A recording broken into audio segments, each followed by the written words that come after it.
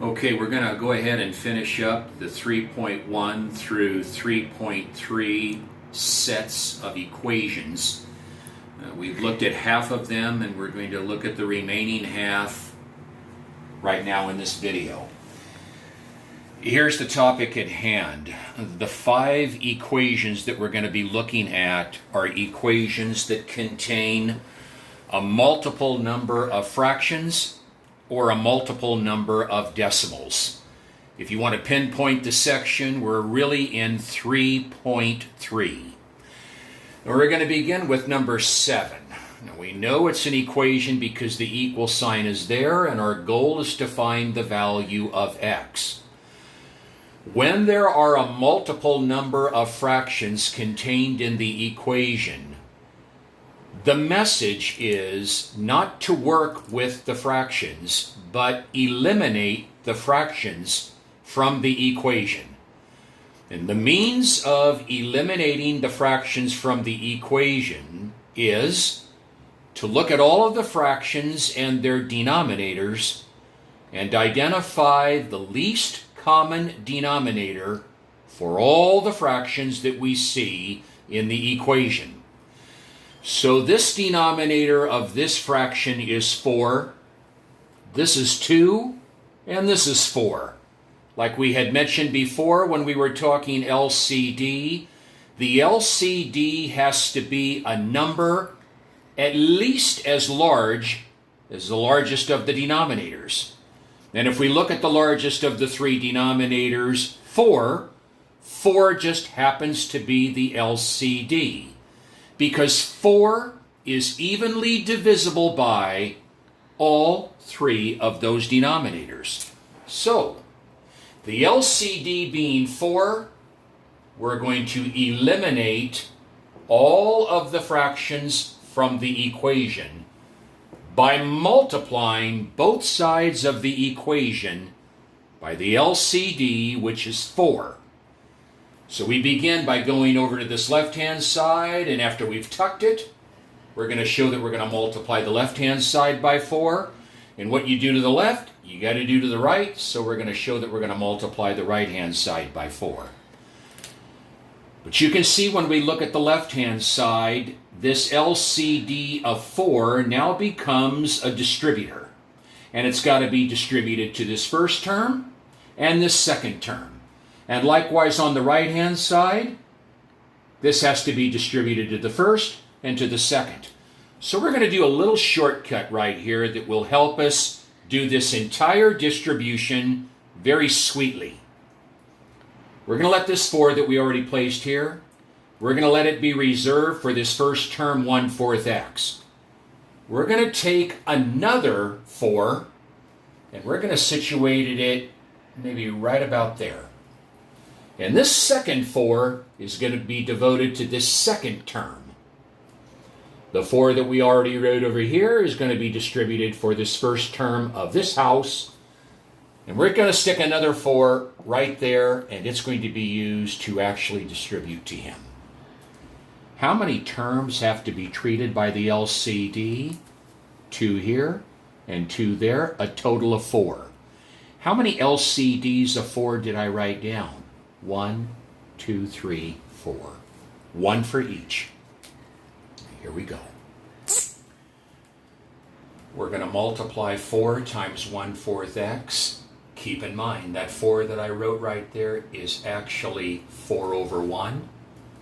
So he's a numerator and he's a denominator, and those 4's are going to cross cancel out to 1's because 4 goes into each one of them once.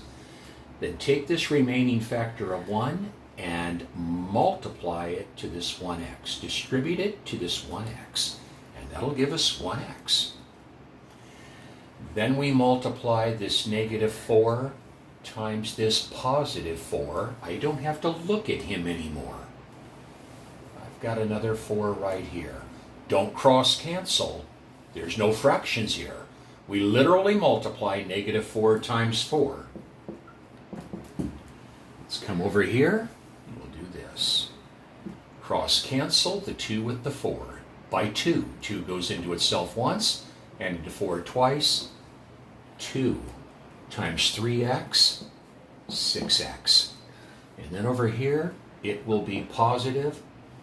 The 4's will cross cancel out to 1's, and we'll have 1 times 3x, which is 3x. How nice that is. Don't have to worry now about any fractions. Now look at both sides to see if there's any simplifying that needs to be done. There are. There's some like terms here. Nothing on the left, so just bring down the x minus 16, and on the right, combine the like terms for 9x. And now the process begins of finding the value of x. I've got a variable term on the right-hand side, and I've got a constant term of negative 16 on the left-hand side. We've got to get the variable terms on the same side. It would be more expeditious to get rid of this 1x off of this left-hand side by doing its additive inverse. Negative 1x and negative 1x. And we'll then end up on the left-hand side with a negative 16, and on the right-hand side, 8x. Over 8, x is equal to negative 2. Beautiful. Done. I don't want to work with the fractions. If you want to work with them, you go right ahead and work with them, but that will entail more work and more of a chance of making a mistake. Okay? Number 8. 3/4 times the quantity of c minus 2 minus 1/3 times the quantity of 5 minus 2c, and that's equal to negative 2. A second style of fraction, a second style of equation that contains fractions. Little bit different, but fractions. We have one here, and we have one there, and that's it. Now, some people, when looking at this equation, will think that their initial step has to be to distribute this 3/4 to each one of those terms, and to distribute this negative 1/3 to each one of those terms. And you could do that if you wanted to. But it is not necessary, and I don't believe it's wise to do it, because if you distribute 3/4 to each of these, you're going to acquire an additional fraction. You already have one. You'll end up getting 2 from this distribution, and you'll end up getting 2 more from this distribution. It isn't necessary to distribute by those fractions. The only time I believe it would be necessary to do something like that is if the expression inside this house or this house contained separate fractions. Then I believe it would be wise to do that. But we don't have any fractions inside the houses. So we're going to go to a tuck right away. Tuck the entire left and tuck the entire right, and let's decide on LCD. 4, 3. Not him, he's not a fraction. 4 and 3. Now 4 won't work, and 8 won't work, but 12 will work. You begin by putting a 12 there and a 12 there, so we can show that we're multiplying both sides by 12. Now here's the bit of tweak. 12 not only has to be distributed to this glued term. Why did I say glued? Because this little fraction of 3/4 is linked to this binomial of c minus 2 by a time sign. They're glued together. They're not separated. And likewise here, that 12 is going to have to be distributed to this glued unit. But here's the key. When the 12 distributes itself to this first glued entity, the only thing that the 12 is going to multiply itself with is the fraction. The 12 is not going to touch the C minus 2. And when the 12 gets distributed to this second glued unit, it too is only going to touch the negative 1/3, not the binomial. Quick reason why it does not touch these. It is the associative property of multiplication. The associative property of multiplication from a past video, we described it in this way. The associative property allows us to change the groupings of factors, and it will not change the result. I'd really like you to look at this little unit right here. I'm just going to use my hands right here to cup it. Now there's 3 little separate units here. 12, 3/4, and the item that's in this house. 1, 2, 3. People, you look in between my hands, what we have right now is this. We have the 3/4 talking with the C minus 2. They're forming kind of a group. This 12 is outside of the group. He's outside of the bracket. He's outside looking in. What we want to do is, instead of having these 2 guys talk, we want to have those 2 talk. Now we're not going to have to change the groupings. We're just going to multiply the 12 times that 3/4 because we want them to talk. You don't touch him. Now before I do that, we're going to take another 12 because that second 12 is going to have to be multiplied to him. I'm going to take another 12 and put it right about there. Now I can do all the cross canceling that I want right here because I got another 12 written right over there. Now here we go. 4 and 12 cross cancel by 4. 4 divides into itself once, and it divides into 12 3. You see, we're going to make them talk. 3 times 3, 9. Then bring down times the quantity of C minus 2. Notice, I didn't touch him. I made them talk. Now, it's this positive 12 times this negative unit. Positive times negative, negative. Let's cross cancel. The 3 and the 12. 3 goes into itself once, and into 12, 4. Negative 4. 4 times 1, negative 4 times the quantity of 5 minus 2c. Was he involved? He was not. Just them. Is equal to, don't cross cancel here because there's no fractions. Multiply. And now look how pretty he is. No more fractions. Now let's distribute. 9c, negative 18, negative 20, positive 8c is equal to negative 24. Combine like terms. They're friends. Add them up. They're both positive.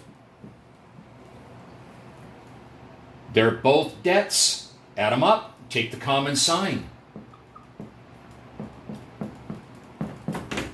And now let's get rid of that negative 38 by additive inverse. You see, people, as I'm doing this, you need to do the same thing. Don't make up your own steps. You make sure that you are writing down the correct steps.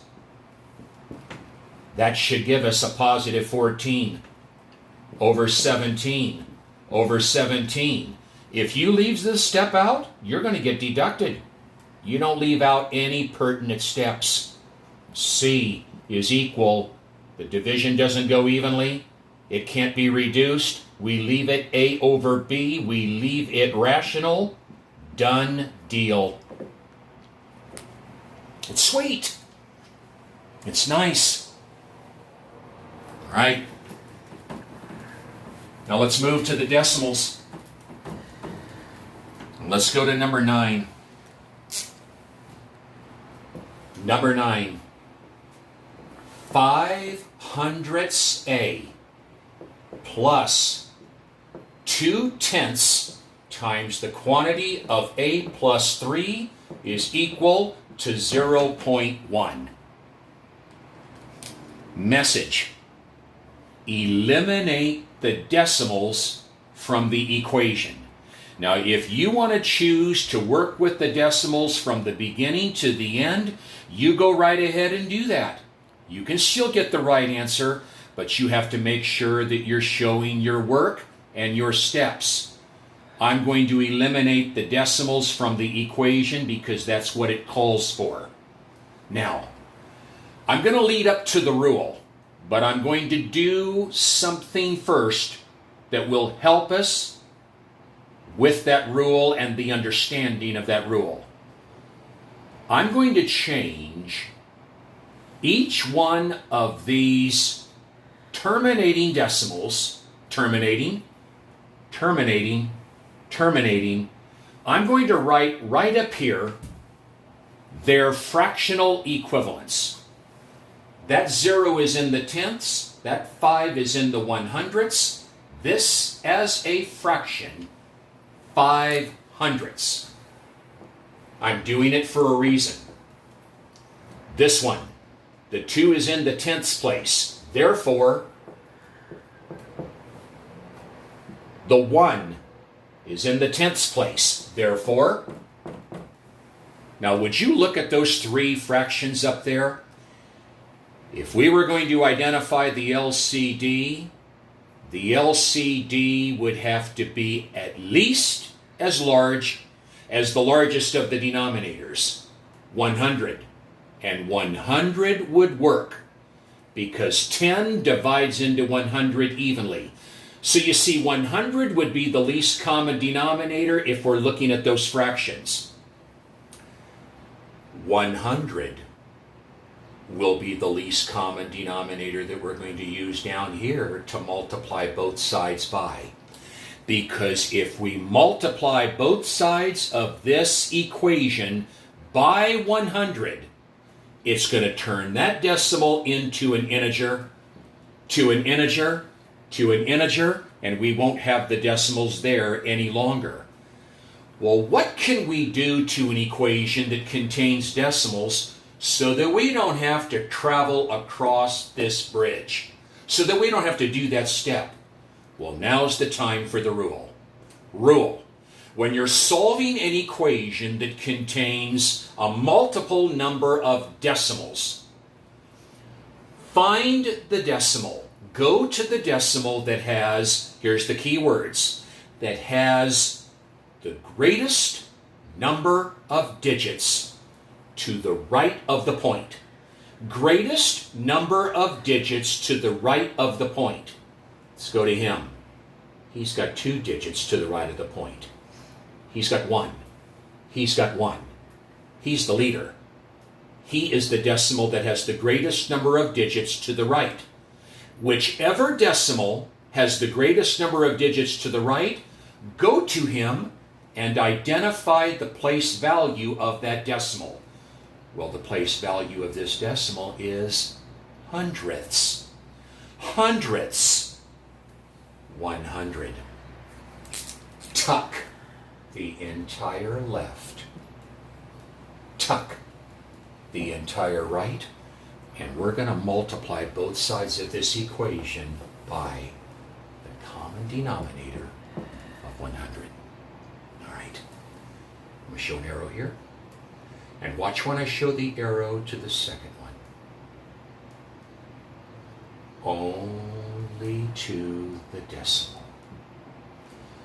Don't touch the house. We're only going to touch the garage. The garage is attached to the house. The garage is only going to get touched, never the house. All right? When we distribute 100 to this first term, don't plug it into your calculator, and don't literally multiply 100 times 0.05. to multiply any decimal numeral by 100. Since 100 has 2 zeros in it, to multiply 0.05a by 100, you simply move the decimal point twice to the right. Twice, 2 zeros. And we'll get 5a. 100 times the garage only, don't touch the house. Move that decimal point twice to the right. You're going to have to affix a little zero. And that will become positive 20 times the quantity of a plus 3. And then on the right-hand side, multiply 0.1 by 100. You're going to have to add on a 0, move it over twice, 10. Pretty. Down. Now let's distribute. Positive 20a, positive 60 is equal to 10. Combine like terms. 25a plus 60 is equal to 10. Negative 60 on both. 25a is equal to negative 50 over 25 over 25. A will be equal to negative 2. Happy? Happy? All right? Now let's see if I can't squeeze those last two and get those last two out of the way. One more decimal, but you're going to see something different on number 10 as we do it. I'm trying to kill two birds with one stone on this one. 0.4y plus 0.3 times the quantity of 20 minus y is equal to 0.1y plus 6. People, decimals. 1 to the right. 1 to the right. 1 to the right. 1 to the right. There's a three-way tie. Go to the biggest, the one that has the greatest number of digits. They all have the same number of digits. They're all in tenths. Tuck. Tuck. 10. 10. Here. Only the garage. Here. Here. 10 times m. Move him once to the right. Plus 10 times the garage. Move him just once to the right. Once to the right. If you want to put 1y, put it. Okay? Plus 10 times 6, 60. 4y. Positive 60, negative 3y is equal to y plus 60. Come over. Let's combine like terms. 4y coupled with a negative 3y is y plus 60. And notice, it's equal to itself, y plus 60. There was two reasons for doing this one problem. I wanted to do another decimal one, but I also wanted to point out when we're solving a linear equation, sometimes we get a very unique solution. All of the equations that we've solved up to this point, they've had one and only one answer. This one will be different. Now let's take it just a little bit further, and then we'll identify what we have as our solution. But look at where we are right now. We have y plus 60 on the left, and we have y plus 60 on the right. Both binomial expressions are identical twins. Let's go a little bit further, and then we'll make the statement. Let's get our y's on the same side. Let's move that y off of the right and get it over to the left by additive inverse. negative 1y, negative 1y. And I'm going to stop the procedure right here. Let's simplify, and here's what we have.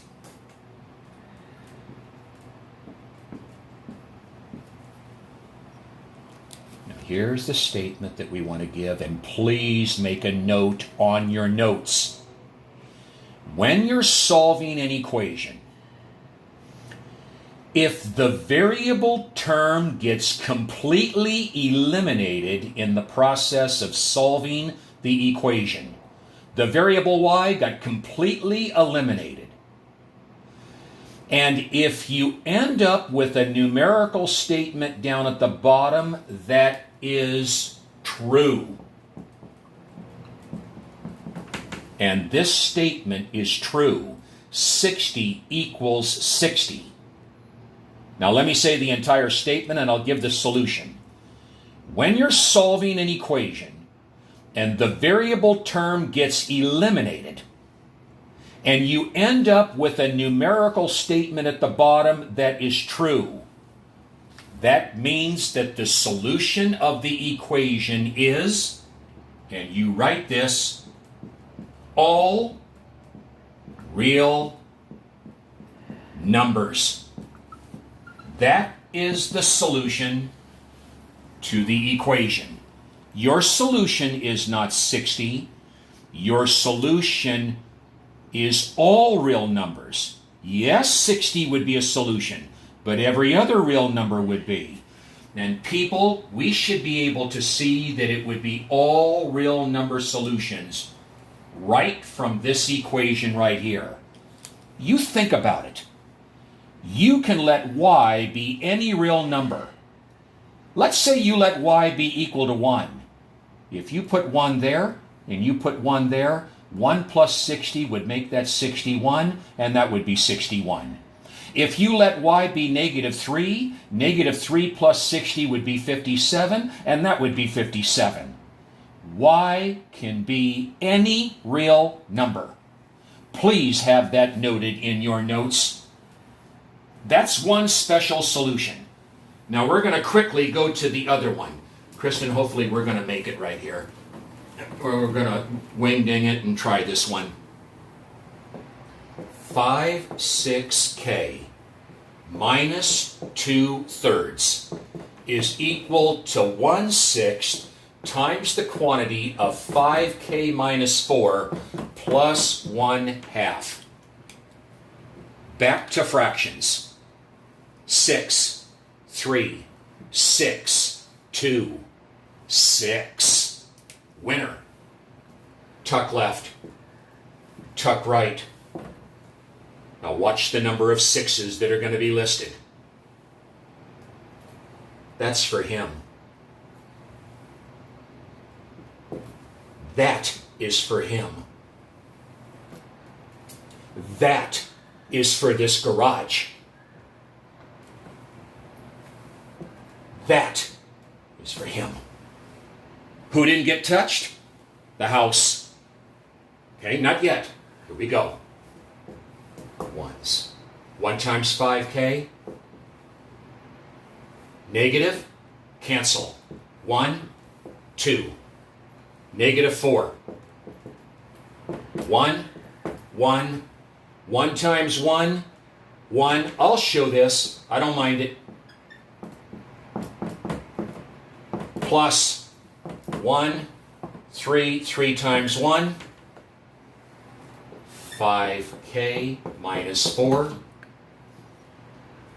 5k minus 4 plus 3, 5k minus 4, combined like terms, 5k negative 1. Look at where we're at. Look at the coefficients of k. They're the same. They're going to disappear. But the rest is different. Let's move the k's over to the left-hand side. Negative 5k, negative 5k, cancel, cancel, and look at the statement that we're left with. Negative 4 equals negative 1. Negative 4 does not equal negative 1. Now let me give you the rule. When you're solving an equation, if the variable term gets eliminated and you end up with a numerical statement at the bottom, that is false. -4 doesn't equal -1. It's a false statement. You lose the variable term, you end up with a false statement. That means the equation has no solution. Now I'm going to write down another symbol that means the same thing as no solution, because on the answer keys of the worksheets that are going to be given to you, it will not necessarily say no solution. It will give you this symbol. It's a 0 with a diagonal line through it. That symbol stands for an empty set. And an empty set is a set that does not have any members. No solutions. This is ordinarily is what is used. If you want to write down no solution, you pick it. It doesn't make any difference. Okay? We're going to close this thing off. Hopefully this whole thing will get on here this time, and we'll resume. Goodbye.